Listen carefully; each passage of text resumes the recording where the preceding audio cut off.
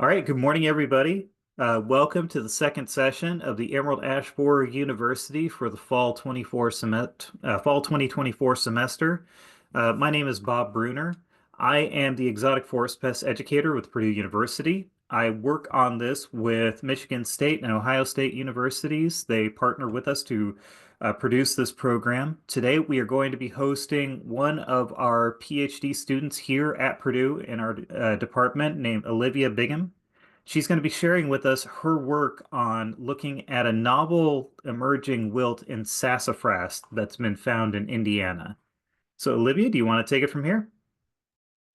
Yeah, thank you so much, Bob. I'm really excited to be here. So thank you so much for hosting me, and thank you everybody for attending this today, taking the time out of your day.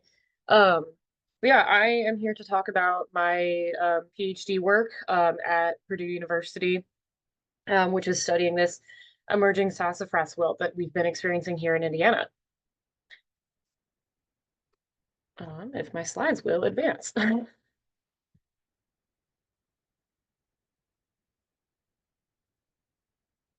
Oh, there we go. Okay. Sorry about that. So this story started back in 2019 when several sassafras trees were noticed to be wilting across the state.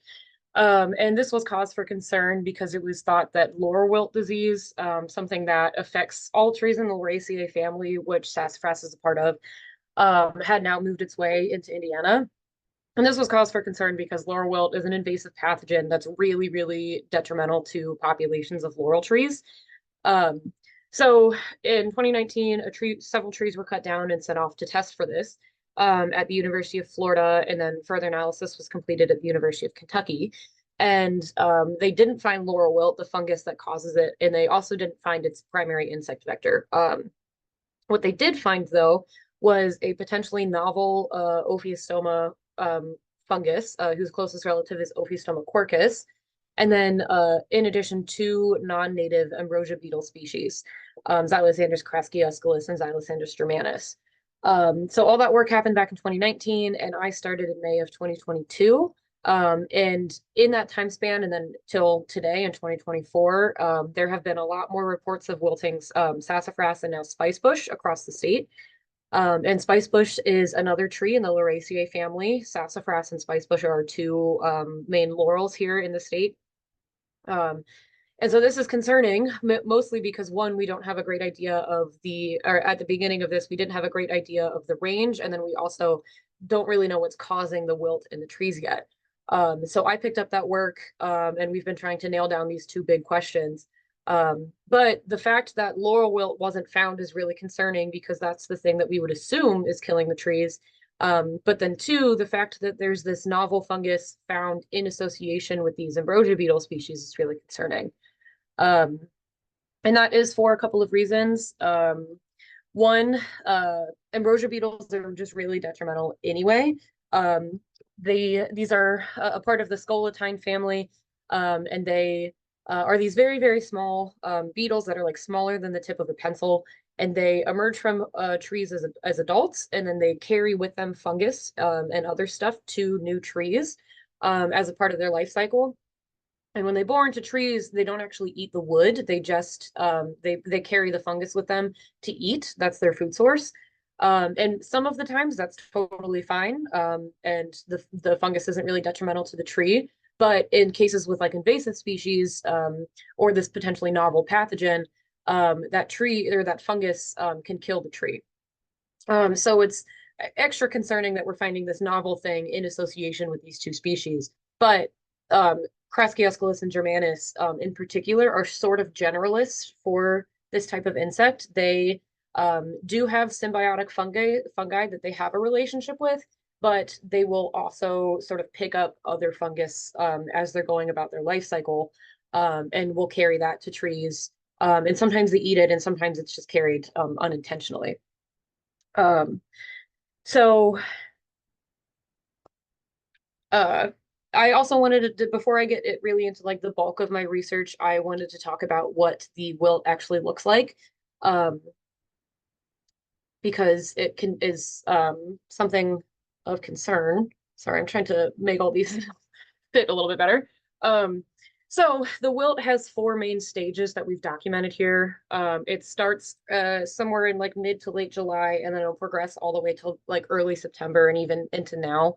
Um, and the wilt starts at this individual leaf level, where individual leaves will start to wilt, and they start from the most distal part of the leaf and work their way more radially.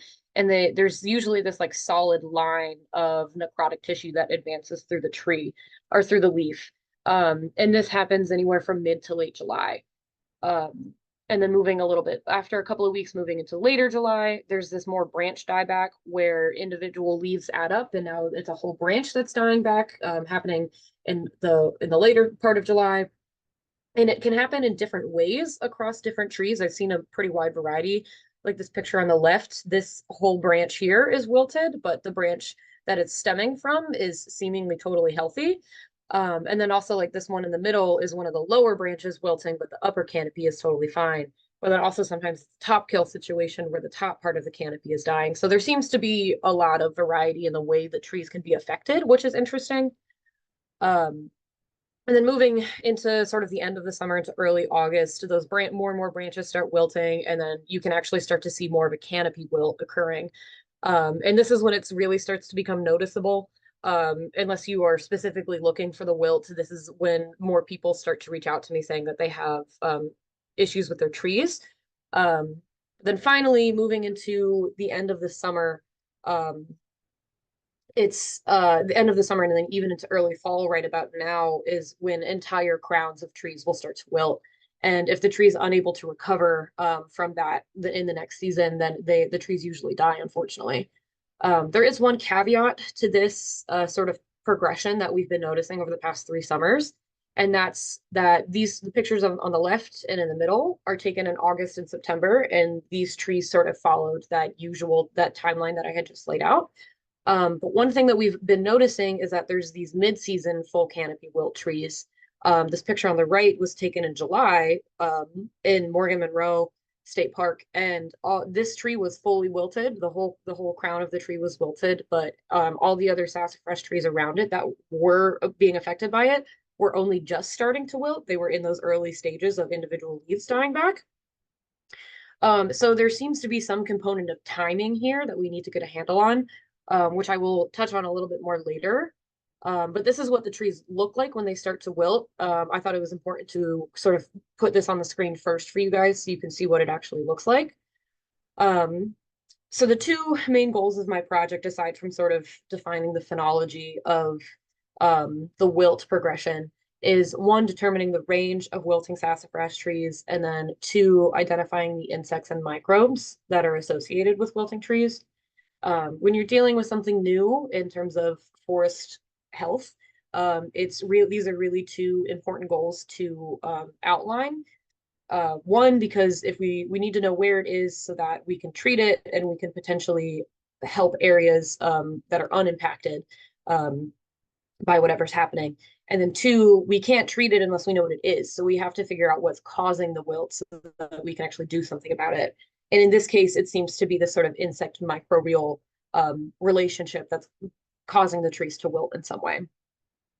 So I've been doing a lot of extension and outreach, things like this. And we also created this handout that's been really helpful for getting the word out there about wilting trees. So we've been able to do a lot of work with documenting the range across the state. So before I started in 2019 to 2022, there was only 4 counties in this state that had wilting trees, which are shown in red down here. This is with counties that have things like Hoosier National Forest and Brown County State Park. And a lot of those parks, this is where it was first noticed. And then from when I started in 2022 to my first year of research here, we added 17 counties to this map represented in blue here. And 9 of them with these hatch marks were ones that I personally observed wilting trees in. I can't really use I hesitate to use the word confirmed because we haven't quite confirmed what's causing it, but in those 9 counties, I have personally seen wilting trees with the insect activity and whatnot that we're looking for. So then all the counties that don't have those hatch marks are counties where landowners have reached out to me saying that they have wilting and dying trees on their property. And then this past field season in 2024, we had an additional 3 counties be reported to me, sort of in the southeastern part of the state, which brings that total up to 20, which is a pretty big, this seems to be expanding relatively rapidly here. So it's very important that we continue this work to try to figure out what's actually going on. One thing I do want to point out, I mentioned laurel wilt earlier. In Kentucky, right along the border here of Indiana, there are several counties that have confirmed cases of laurel wilt. So I am a little suspicious that maybe some of these counties, laurel wilt is starting to move into it. And so it's another reason why we want to get on top of this quickly, is so that laurel wilt, like a known pathogen, isn't potentially masking what's happening currently in the state. That's maybe this unknown situation. The other thing that's been happening with the trees a whole lot, as I've mentioned, this like beetle relationship that's occurring, is there's a lot of beetle activity on symptomatic trees, specifically from the scolatine or these ambrosia beetle species. The pictures here on the left are what an early infestation on a tree would look like. These little clumps here coming off of the trees are called toothpicks or noodles sometimes, and they are what happens when a beetle is actively boring into a tree. They don't eat the wood, so they kick it out behind them, and so these are just little bits of sawdust and fungus and other bits that are kicked out of the tree after the insect. And so this can be good for early in the season identifying trees that could potentially be threatened by this. But what's also really interesting is that when the outer bark is removed from the trees, in areas where there's this beetle activity happening, there's this really, really stark staining that occurs in the vascular system, specifically in the xylem, that extends from these beetle galleries.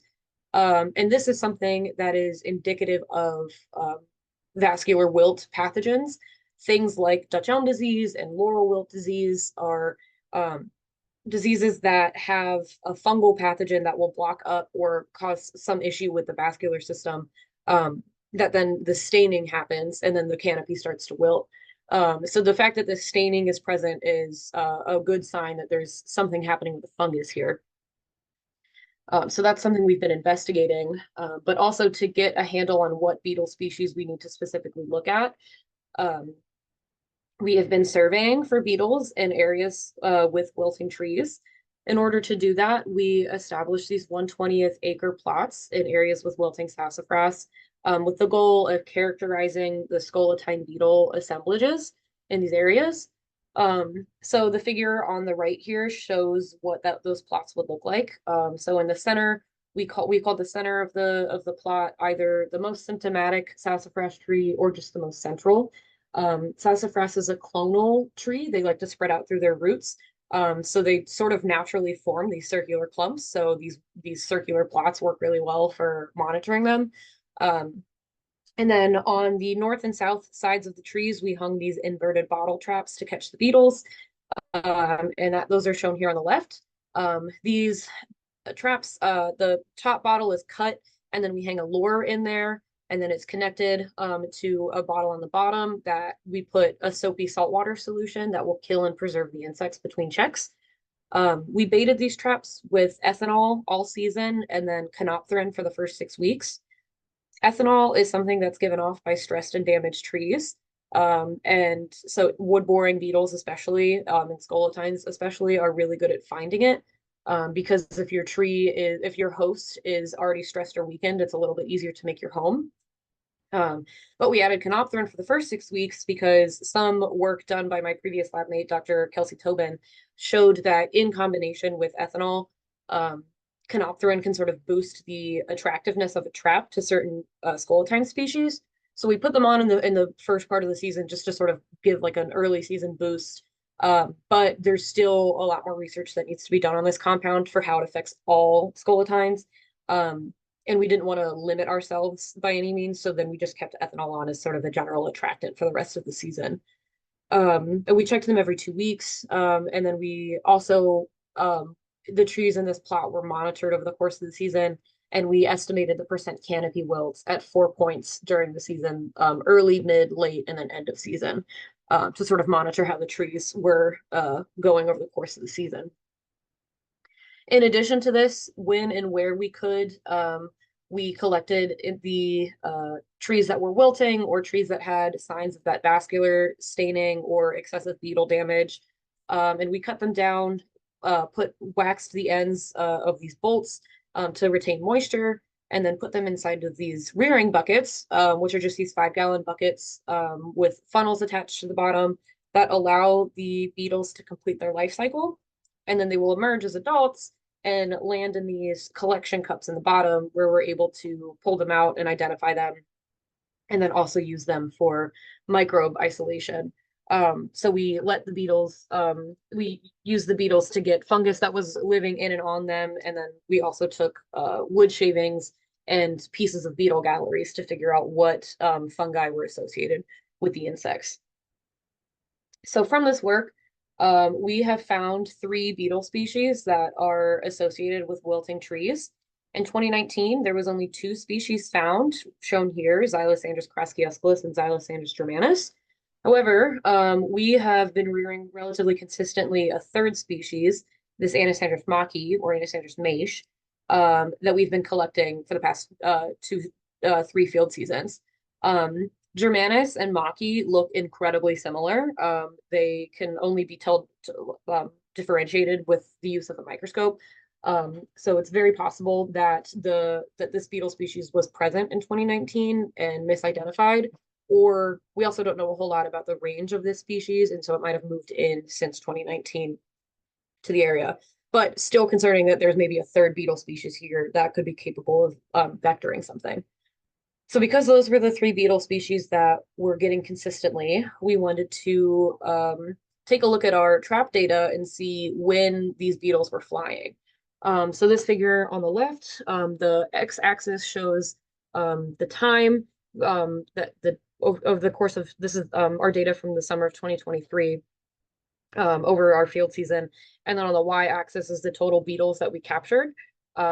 During the summer in Hoosier National Forest, we had 2 plots that had wilting trees in them. So we just accumulated everything in one plot here to show the data.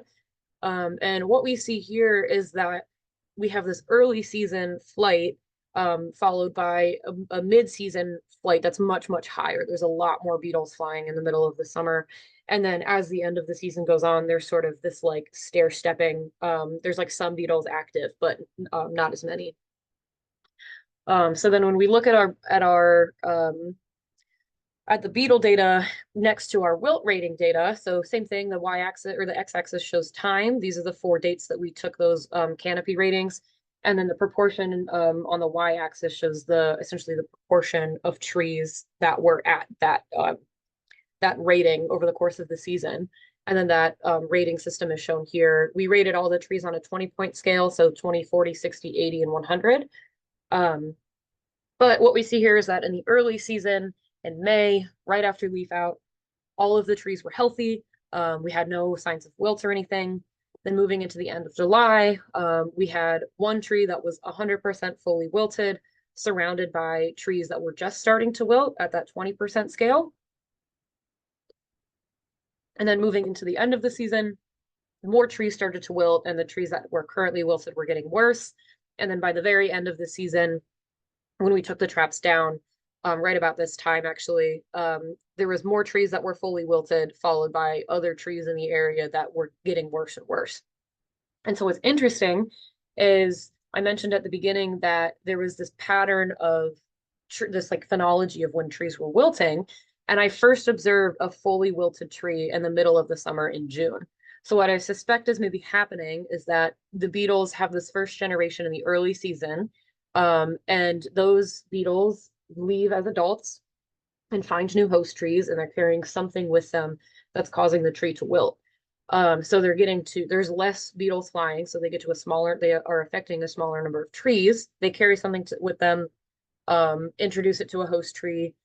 They go through their life cycle. And then the second generation that occurs in the middle of the summer, there's much more trees out there flying, and then they are able to spread more and more of something to the trees that's causing them to wilt.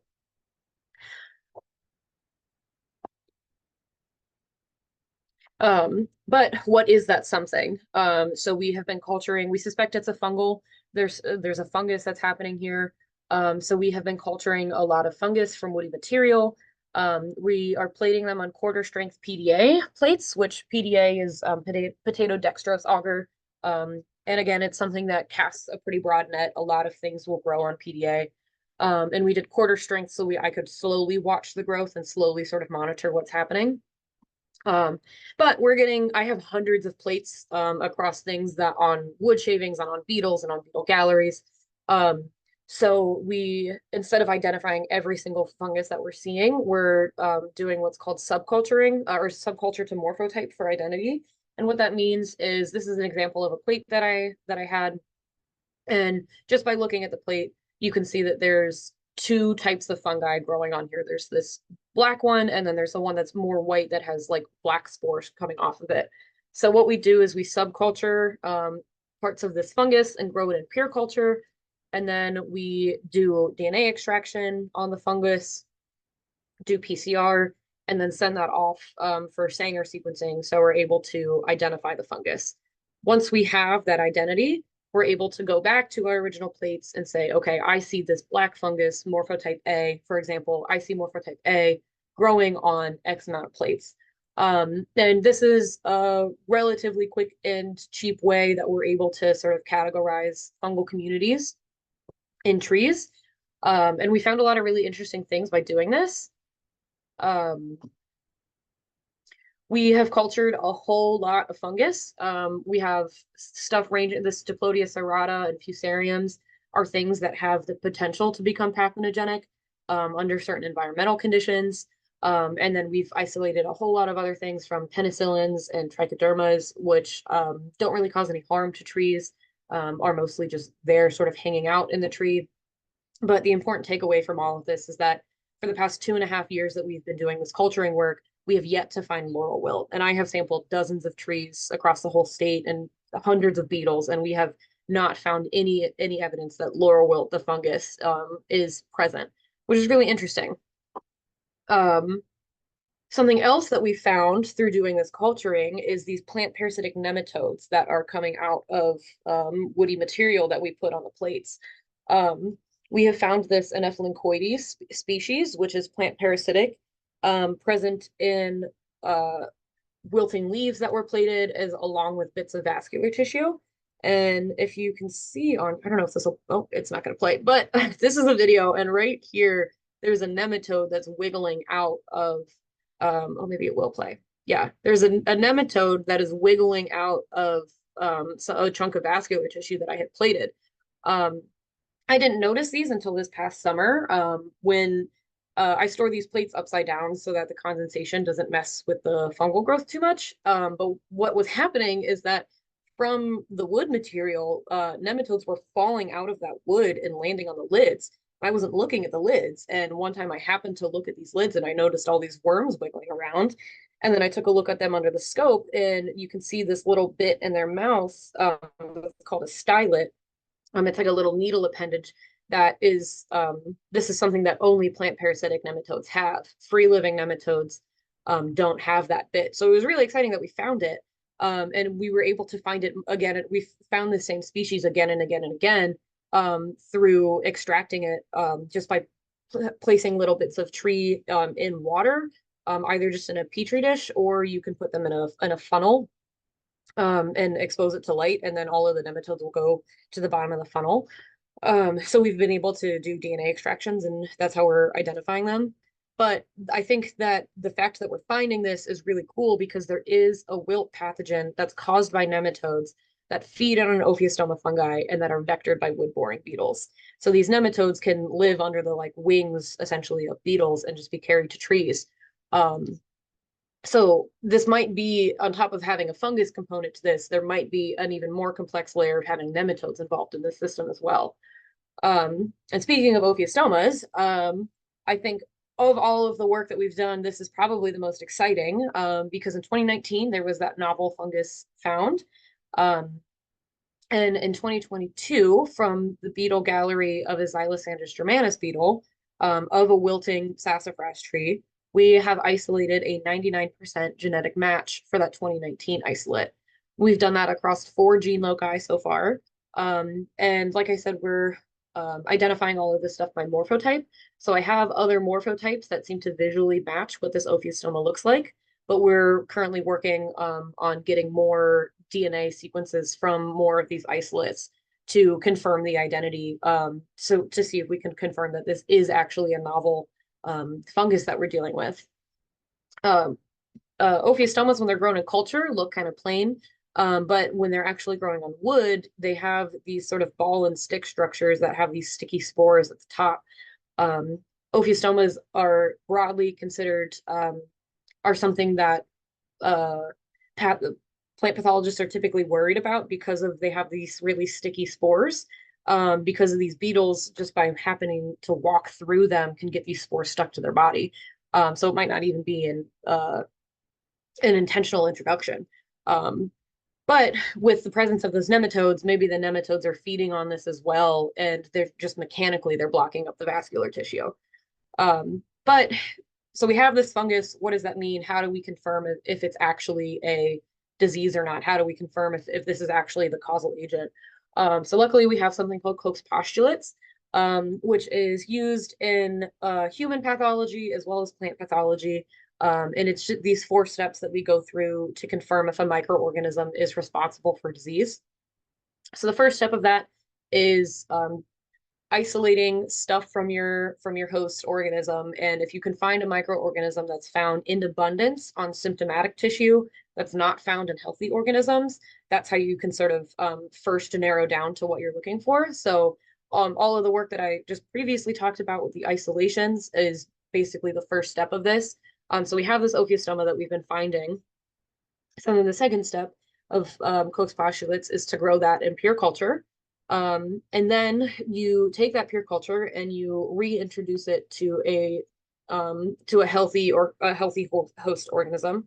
And then after the introduction, if you're able to recreate symptoms and then re-isolate the fungus, that's when you can say, okay, great, this microorganism is responsible for these symptoms and this is a disease.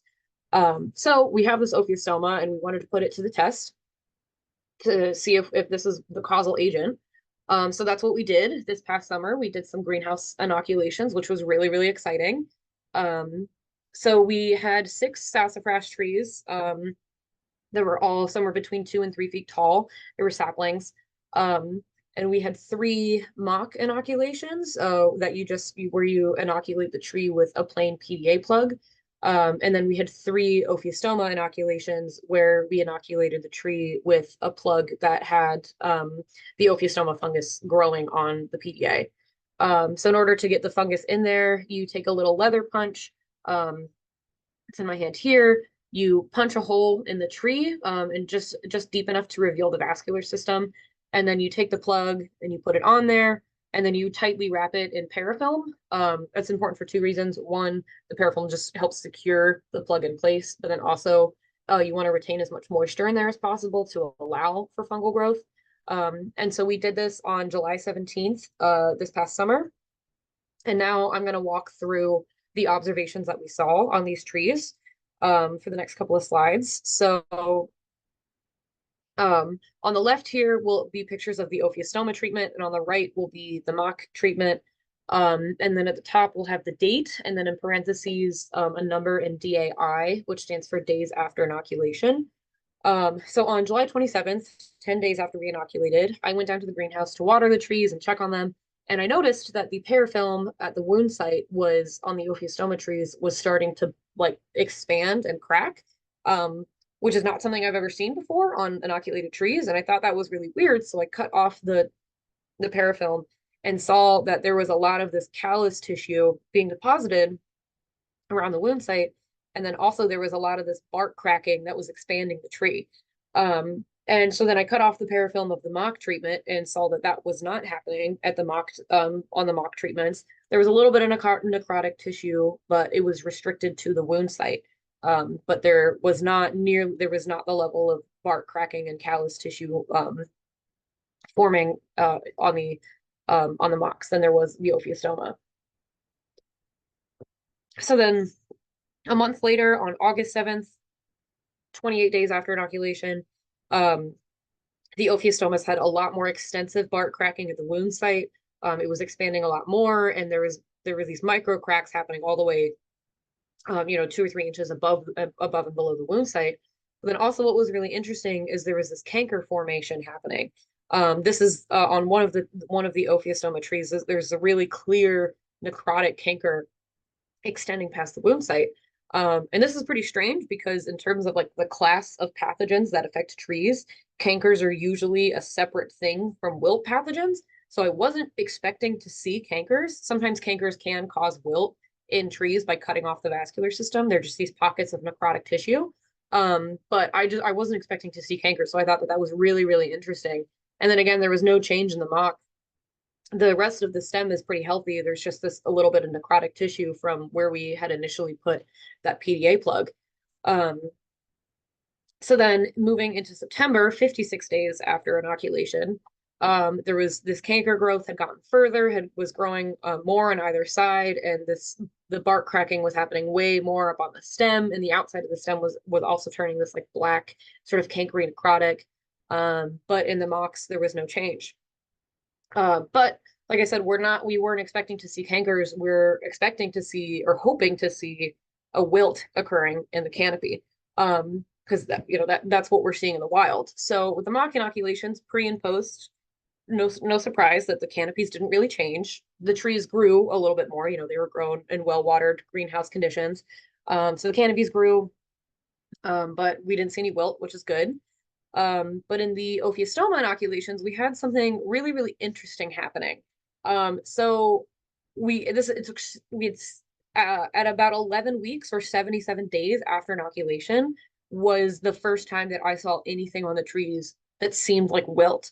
This is what they looked like before, and then this is after 11 weeks. One of the trees had this necrotic tissue starting to form, but it was much more speckly, but it was still starting from the distal edge and moving more radially. And this was happening to most of the leaves on this tree. Um, but this is a picture of what it looks like what I usually see in the wild, where it's this one line moving across the tree, whereas this isn't really one continuous line. It's much more speckled. So this has got me scratching my head a little bit, because for one, it took 11 weeks for this to occur. Um, this experiment went on for a pretty long time before I saw any change in the canopy, which was making me really nervous. Because for 10 weeks there was really no change in the canopy, and then at week 11 there was some changes, and pretty significant changes. So then, sort of to support this, so at the end of that, after I saw that something was affecting the canopy, that secondary symptom that we look for aside from canopy wilt is the staining in the vascular tissue.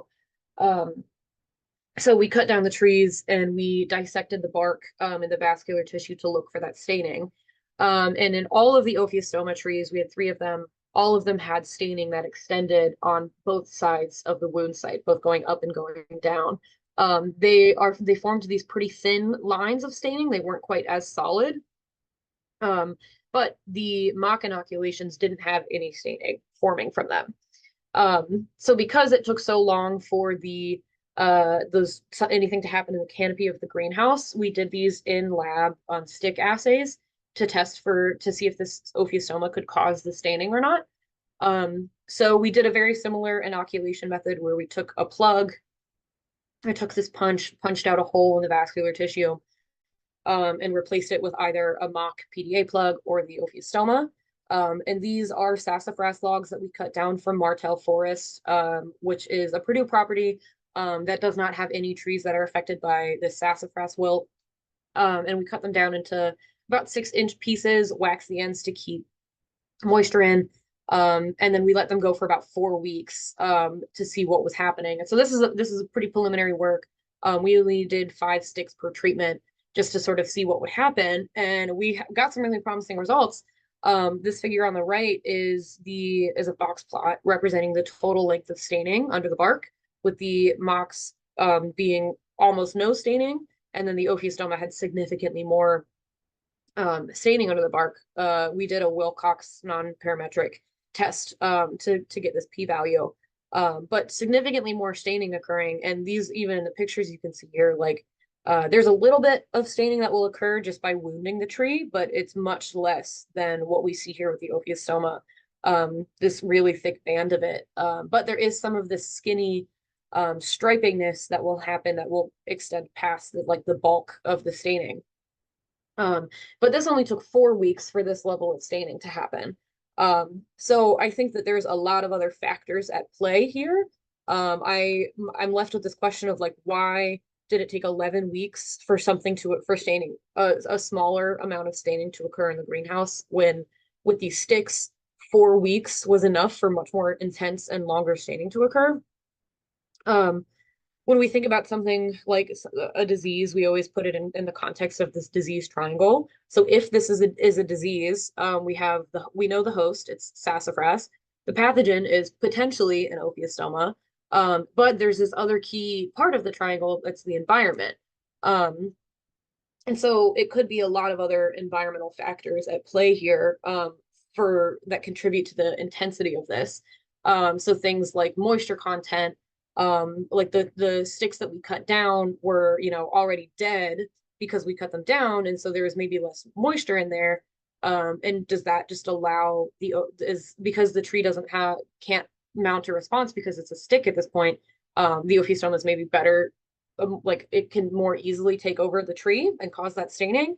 It could be a timing issue. We inoculated these trees in the middle of the summer, when usually beetles are flying as early as like April before trees really leaf out. So because the trees already had, maybe some time to establish, it wasn't, they were able to overcome the fungus essentially. It could also be an inoculation load situation that we only did one wound site per greenhouse tree. So maybe it needed to be more inoculum. The vector also wasn't a part of this. So maybe the beetle needs to be there. Is it a disease complex, or the nematodes playing a role? Is it a combination of fungi that are causing wilt? So there's certainly a lot of unknowns here, but what we can take away from both of these experiments is that the ophiostoma is capable of causing staining, which is promising. It's a very promising first step.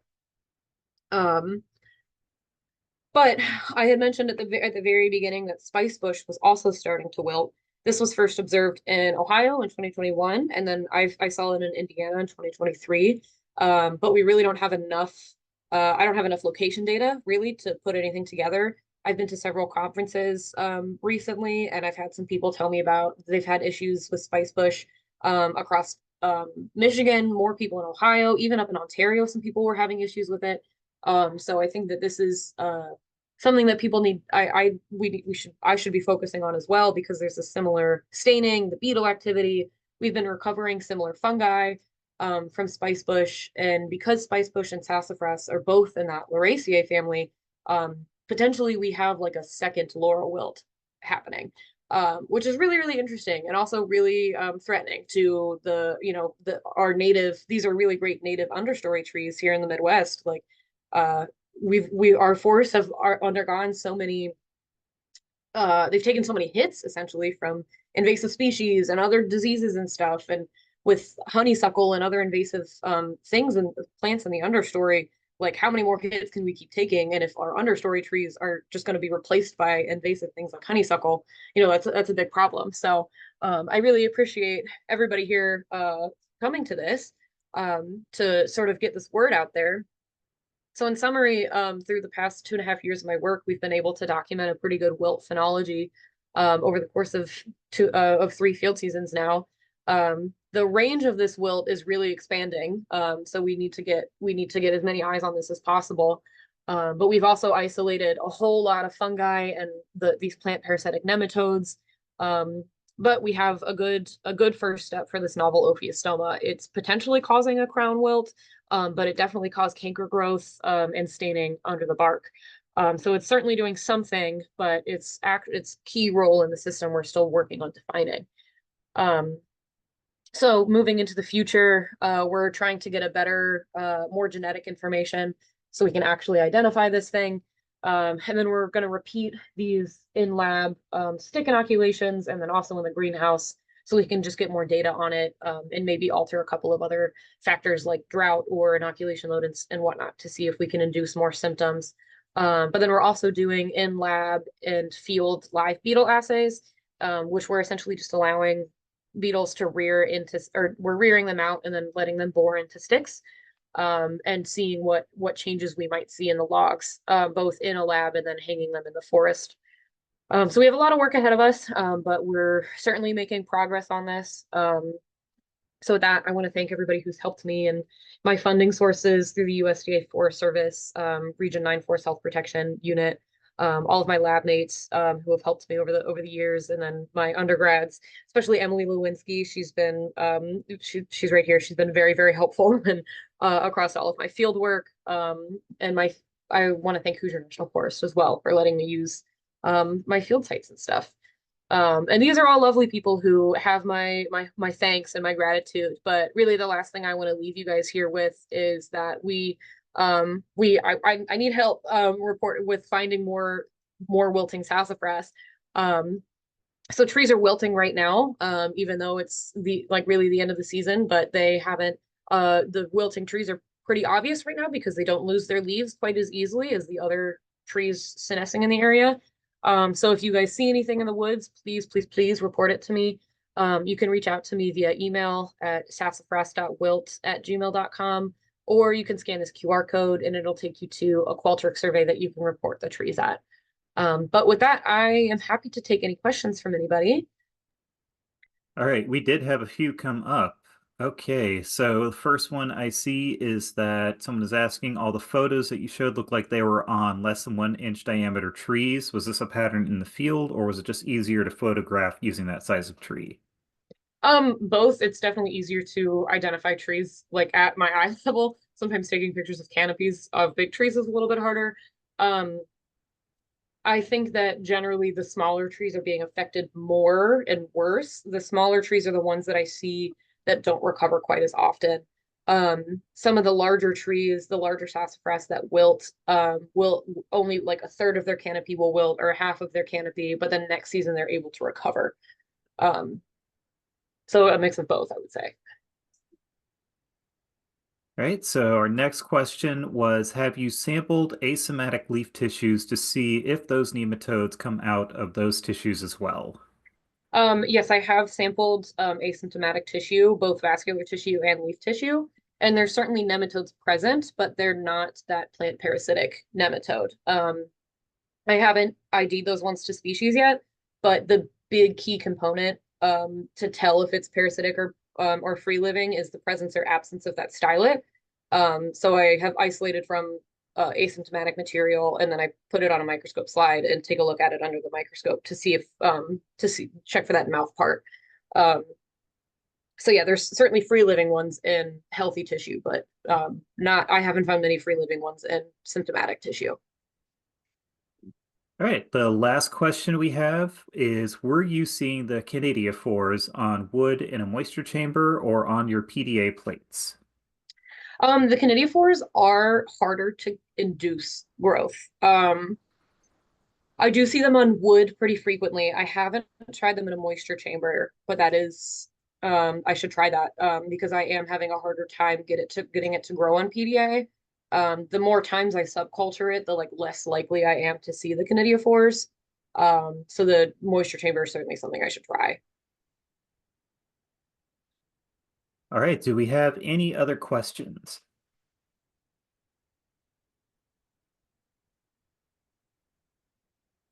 Okay, I am not seeing any pop up. I suspect you probably would have put them in by now anyways.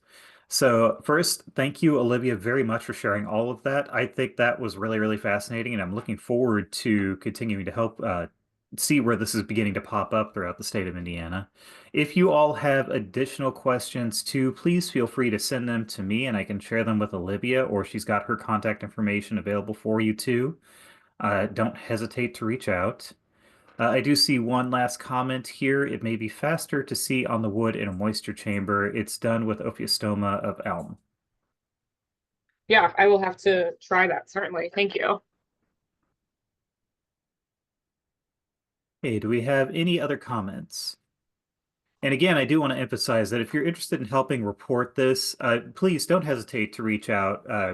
Either Olivia or I would be more than happy to talk to you about figuring out good ways to identify this if you're ever curious. Okay, so just last bit of information. There is ISA CEUs available for this one. So if you are looking for arborist credit, just reach out to me. I will happily get that for you.